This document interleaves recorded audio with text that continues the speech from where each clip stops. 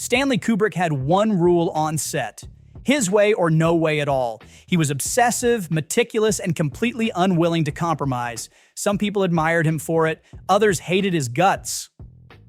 Take Tony Curtis. He worked with Kubrick on Spartacus and loved the fact that Kubrick never backed down. There's this story where Kubrick asked for 15 or 20 extras for a scene. The studio tried to cut that number down, so Kubrick didn't just push back, he doubled it. Curtis saw that as a mark of a great director. He once said, "Stanley would never capitulate." He refused to allow anybody to tell him how to do the picture. But that same attitude, the refusal to budge, the need to control every tiny detail, is exactly what made other actors despise working with him. Kubrick didn't just push actors to do better, he pushed them to their absolute limit, torturing them in the process. Some of them left his sets exhausted, humiliated, even traumatized, and some swore they'd never work with him again. So let's get into it. Here are 5 actors who hated working with Stanley Kubrick. Harvey Keitel has never been the most patient guy, so putting him in a Stanley Kubrick movie, that was never going to end well. Keitel was originally cast in Eyes Wide Shut, Kubrick's final film. But a few weeks into that insanely long 15-month shoot, he was gone, and to this day, no one really knows the full story. Now, according to Gary Oldman, the breaking point was something so insanely minor that it just sums up Kubrick perfectly. Apparently, Keitel had to walk through a door. That's it, just walk through a door. But Kubrick, being Kubrick, made him do it 67 times. By the 68th take, Keitel had had enough. He just turned to Kubrick and said, "I'm out of here, man, you're f***ing crazy." And that was it. He walked off set and never came back. But Keitel tells a different version. He's never really gone into detail, but he said that he felt disrespected by Kubrick and that he wasn't going to be disrespected by anyone. He even hinted that maybe he didn't quit. Maybe Kubrick actually fired him.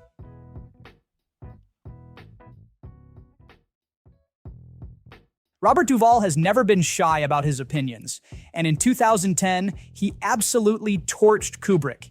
This was during the Hollywood Reporter's Actors Roundtable, and out of nowhere, Duvall just lets loose. He straight up called Kubrick an actor's enemy, said his obsessive, painstaking process made it impossible for actors to do their jobs. And then he took it even further. He said, "I can point to movies he's done, the worst performances I've ever seen in movies. The Shining, A Clockwork Orange. Terrible performances. Maybe great movies, but they're terrible performances." And the biggest thing that bothered him? Kubrick's endless takes. Duvall couldn't wrap his head around it. How does he know the difference between the first take and the 70th take? I mean, what is that about? Kubrick had his own take on this. He once said that a lot of actors just weren't disciplined enough. They'd go out, they wouldn't learn their lines, and then they'd show up on set unprepared. And in his mind, that's why the process took so long. Actors cannot act without knowing dialogue. If you have to think about anything when you're acting, you cannot work on the emotion. So, from Kubrick's perspective, the endless takes weren't about him being obsessive. They were about making sure the actors got it right. Duvall wasn't buying it, though.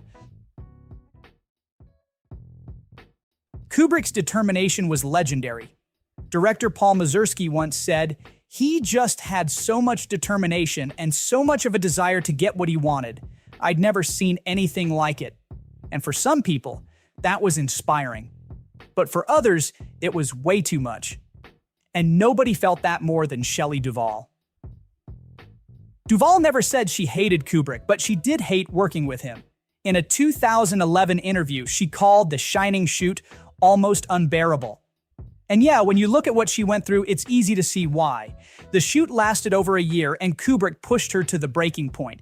He made her cry for hours every single day. He isolated her from the rest of the crew. He never gave her any positive feedback. And then, of course, there's the baseball bat scene, the one where she's backing up the stairs, swinging at Jack Nicholson. That took 127 takes. She even said her hair started falling out from the sheer emotional toll. And here's the important thing, she was fighting back. A lot of people talk about Duvall like she was just a victim, but if you watch the behind-the-scenes footage, you can see it. Kubrick would get frustrated, and she'd give it right back to him. There were personality clashes, no doubt, but in the end, she never regretted doing the film. She once said, I wouldn't trade the experience for anything because of Stanley. It was such intense work that I think it makes you smarter, but I wouldn't want to go through it again. Another actor who hated working with Kubrick after the Shining experience. If you've seen The Shining, you know what happens to Scatman Crothers' character. He spends the whole movie making his way back to the Overlook Hotel, only to take an axe to the chest the second he walks through the door. What you might not know is how brutal that scene was to shoot. Kubrick made Crothers do it over and over and over, and at one point Crothers just collapsed, dropped to his knees and yelled, "What do you want from me?" And this wasn't just a one-time thing. The man was 69 years old, and Kubrick still made him redo a close-up shot in his bedroom 148 times. Jack Nicholson actually had to step in at one point and convince Kubrick to stop after 40 takes because Crothers just couldn't take it anymore. Now here's the kicker. Kubrick didn't even want Crothers in the role. He originally wanted Slim Pickens, but Pickens refused because he hated working with Kubrick on Dr. Strangelove. Nicholson pushed for Crothers, and Kubrick apparently wasn't happy about it. So there's this theory that he was deliberately making Crothers' life hell, hoping he'd quit so he could recast the role. Malcolm McDowell went through hell making A Clockwork Orange. But what really made him hate working with Kubrick wasn't just the physical torture. It was the fact that when it was all over, Kubrick screwed him over. First off, there's the infamous Ludovico technique scene. You know, the one where his eyes are clamped open and he's forced to watch violent films. That wasn't just uncomfortable, it was actual torture. Kubrick made him redo the scene over and over, and at one point, the clamps scratched McDowell's corneas so badly that he was temporarily blinded. And after all that, McDowell thought he'd at least be well compensated.